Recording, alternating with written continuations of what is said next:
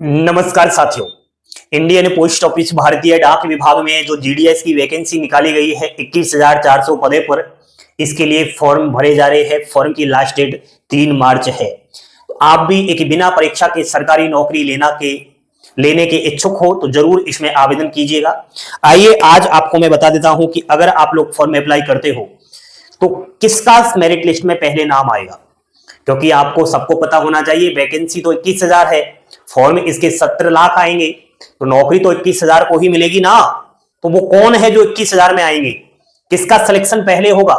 आप लोग बार बार यही कहते रहते हो कि सर मेरे दोस्त की 70% थी, मेरी 80% है, मेरे दोस्त से मेरी 10% अधिक है, फिर भी मेरे दोस्त का सिलेक्शन हो गया, मेरा क्यों नहीं हुआ। आज कारण सुन लो, जिस दिन मेरिट लिस्ट आएगी ये चीज आपके काम आएगी और आप बार बार मैसेज करोगे कि सर ऐसा क्यों। तो इस क्यों का अभी जवाब सुन लो। साथियों, जीडीएस 21,413 पदों पर भर्ती आ चुकी है। 10वीं पास बिना परीक्षा डायरेक्ट नौकरी है। भर देना फॉर्म। 18 से 40 वर्ष उम्र है। 10वीं के अंकों के आधार पर इसमें मेरिट लिस्ट निकलती है। इसमें काफी सारी मेरिट लिस्ट निकलती है, ठीक है। यानी कि इस भर्ती का जो प्रोसेस है वो जून 2025 तक चलेगा। यानी कि फर्स्ट इसकी मेरिट लिस्ट आ जाएगी मार्च में, फिर आपकी आती रहेगी अप्रैल मई में, ठीक है। विभिन्न सारी मेरिट लिस्ट आएंगी। तो मेरिट लिस्ट में सिलेक्शन किसका पहले होगा ये आपको समझना अति आवश्यक है।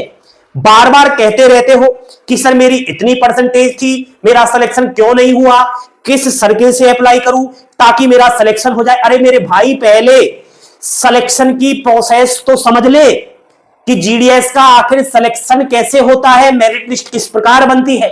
ऑफिशियली नोटिफिकेशन तो आप पढ़ते नहीं हो, मुझे पता है, नहीं पढ़ते। अगर ऑफिशियली नोटिफिकेशन ही अगर आप पूरा पढ़ लोगे तो सारे डाउट ही वैसे ही क्लियर हो रहे हैं। लेकिन मैं आपको बता देता हूं ऑफिशियली नोटिफिकेशन में क्या कुछ सिलेक्शन प्रोसेस के बारे में बता रखा है। साथियों, यहां पर मान लिया जाए कोई सर्किल है, मान लिया जाए बिहार सर्किल है, और बिहार के अंदर कोई भी डिवीजन आपने चॉइस कर लिया, उस डिवीजन के अंदर एक ब्रांच ऑफिस है। इस ब्रांच ऑफिस के लिए 3 इंसानों ने फॉर्म डाला है, ए वी सी। ए पुरुष है, वी महिला है और सी पुरुष है। यानी 2 तो पुरुष है और 1 महिला है। तीनों ने आवेदन किया है इस ब्रांच ऑफिस के अंदर। किसका सिलेक्शन होगा? आप कहोगे सर जिसकी ज्यादा परसेंटेज है उसका होगा, लेकिन मैं कहता हूं यहां पर इन तीनों की परसेंटेज 58, 58, 58 है, यानी बराबर परसेंटेज है। अब बताओ, आपसे पूछता हूं सिलेक्शन किसका पहले होगा? समान अंक है तो इस स्थिति में यहां पर टाई की सिचुएशन आ जाती है। यानी जब भी यहां पर आपने कभी क्रिकेट मैच देखा है या फिर कोई भी गेम देखा है, बराबर अंक आने पर यहां पर टाई घोषित हो जाता है। तो उस स्थिति में किसको विजेता घोषित करते हैं? सुनो इस जीडीएस की मेरिट लिस्ट के बारे में। भाई साहब, अगर ऐसी कोई सिचुएशन फंस जाती है, फंसती है, तो उस दौरान यह देखा जाता है कि इन तीनों में सबसे ओल्ड कौन है, यानी जिसकी डेट ऑफ बर्थ यहां पर जिसकी उम्र ज्यादा हो रही हो उसको सिलेक्शन पहले मिलेगा। ये बिल्कुल क्लियरिटी है। मान लिया जाए, मैं बता देता हूं, इसकी है 25 वर्ष, इसकी है आपका 21 वर्ष और इसकी है 27 वर्ष। तो किसका सिलेक्शन होगा? पहले इसका होगा, सी वाले। होने को ये पुरुष है लेकिन सिलेक्शन तो इसका ही होगा। अब सुनो सर, आपने मान लिया कह दिया कि जिसका जन्म ज्यादा है यानी कि जिसकी उम्र ज्यादा है उसका सिलेक्शन हो जाए। अरे तीनों की समान डेट ऑफ बर्थ है, बताओ अब कैसे सिलेक्शन होगा? समान डेट ऑफ बर्थ है, सभी 25-25 साल के हैं। अब बताओ सिलेक्शन किसका हो? अब उसमें देखा जाएगा कि एज अगर सेम निकलती है तो सबसे पहले महिला को प्राथमिकता दी जाएगी। अब यहां पर महिला कौन है? महिला है बी, तो इसका सिलेक्शन पहले होगा। समझ गए?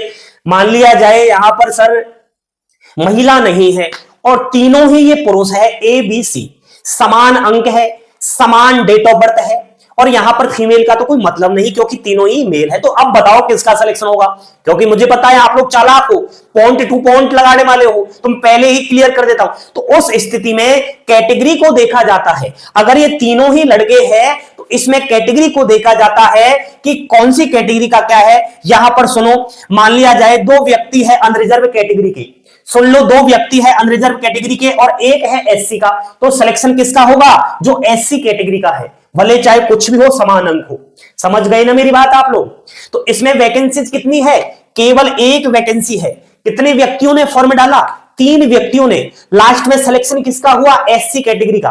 अगर समान डेट ऑफ बर्थ यहां पर निकलती है तो, बाकी मैं समझता हूं ज्यादातर यहीं पर मामला सुलझ जाता है। डेट ऑफ बर्थ सभी की समान नहीं होती, 1-2 दिन का फर्क अवश्य निकलता है। कोई 100 में से 1-8% अगर हो जाए तो ठीक है, वरना यहां तक बात आती ही नहीं है। तो इस तरीके से भाइयों सिलेक्शन होता है।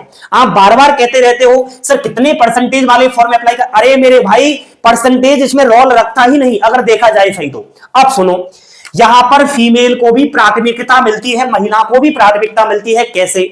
मान लिया जाए कोई फीमेल है, ट्रांसजेंडर है, तो अगर वो एसटी कैटेगरी है तो पहले उसको प्राथमिकता मिलेगी। सुन लो मेरी बात, ठीक है, समान अंक है इनके तो पहले एसटी को मिलेगी, परसेंटेज भले इनकी 96 है सभी की, उसके बाद एससी कैटेगरी को मिलेगी, उसके बाद ओबीसी ईडब्ल्यूएस, लास्ट में अनरिजर्व को प्राथमिकता मिलेगी।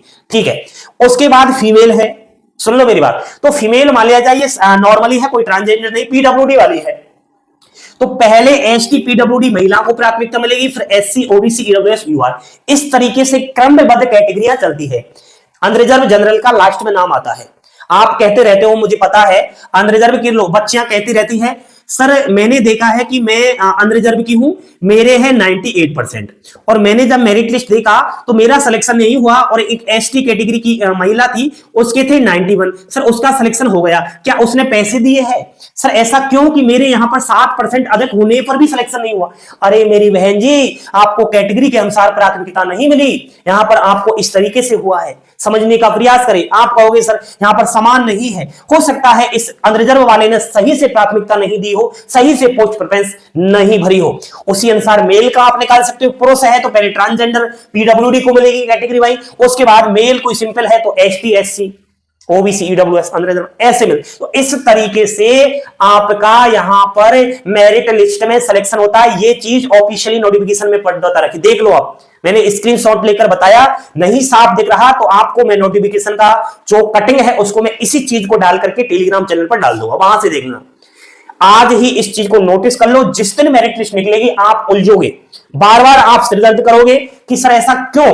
तो मैं इस प्रश्नवाचक का जवाब आज ही दे चुका हूं कि इस तरीके से यहां पर मेरिट लिस्ट में नंबर आती है। बाकी यहां पर परसेंटेज भी मायने कुछ हद तक तो रखती है, ठीक है। अगर पोस्ट प्रेफरेंस आप दिमाग से डालोगे, डिवीजन चॉइस अगर आप लोग दिमाग से करोगे तो यहां पर परसेंटेज बहुत हद तक मायने रखेगी। लेकिन आप लोगों को बड़े ही चतुरता से, बड़े ही दिमाग से जीडीएस भर्ती का फॉर्म अप्लाई करना है, और जो हम गाइडलाइन बता रहे हैं उसी अनुसार फॉर्म डालना है। जानकारी पसंद आई, like share subscribe. Thank you, धन्यवाद। जय हिंद, जय भारत।